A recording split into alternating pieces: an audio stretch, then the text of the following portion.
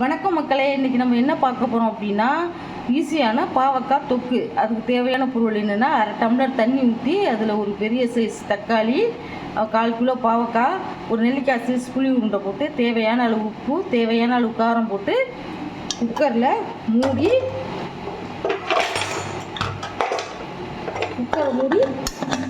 ஒரே ஒரு விசில் தான் விடணும். இதெல்லாம் குழஞ்சி போயிடும். ஒரு விசில் விட்டு இறக்கி வச்சுக்கணும். ஊற்றிக்கணும். நல்லெண்ணெயில் செஞ்சால் நல்லா டேஸ்ட்டாக அருமையாக இருக்கும். எண்ணெய் காஞ்ச உடனே கடுகு உளுத்தம் பருப்பு போட்டு தாளிக்கணும். கருவேப்பிலையும் போட்டுக்கணும். அதில் வெங்காயத்தை போட்டுக்கணும். வெங்காயம் போட்டு நல்லா வதக்கணும்.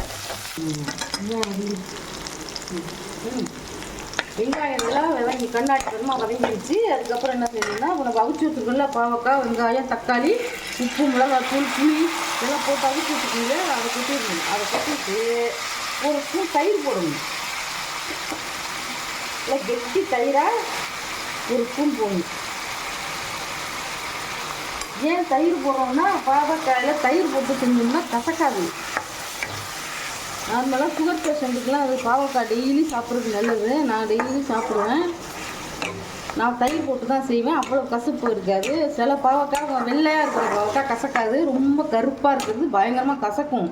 அப்போ ஒரு ஸ்பூன் நம்ம தயிர் போட்டு செஞ்சோம்னாக்கா கசப்பு இருக்காது, டேஸ்ட்டாகவும் இருக்கும். நல்லா தயிர் போட்டு கலக்கிட்டு இது அப்படியே ஒரு 10 நிமிஷம் மூடி வச்சிடணும். தொக்கு ரெடி ஆகிடுச்சு. இப்போ கொஞ்சோண்டு மல்லித்தழை போட்டு இறக்கி பரிமாற வேண்டியதான். இதில் நீங்கள் கசக்குங்கிறதுனால சில பேருக்கு சாப்பிட மாட்டாங்க. அதனால் கொஞ்சம் வெல்லம் கட்டி வெல்லம் கொஞ்சமாக போட்டு செஞ்சிங்கன்னா இன்னும் சூப்பராக இருக்கும். சாப்பிட எல்லாத்தையுமே ஒருத்தரே சாப்பிடுவாங்க. ஆனால் எனக்கு சுகர் இருக்கிறதுனால நான் வெல்லம் போடுறது கிடையாது. ஒரு காலத்தில் நான் வெல்லம் போட்டு தான் செய்வேன். இப்போ செய்கிறது கிடையாது. இந்த சேனல் உங்களுக்கு பிடிச்சிருந்ததுன்னா ஷேர் பண்ணுங்கள், லைக் பண்ணுங்கள், சப்ஸ்கிரைப் பண்ணுங்கள்.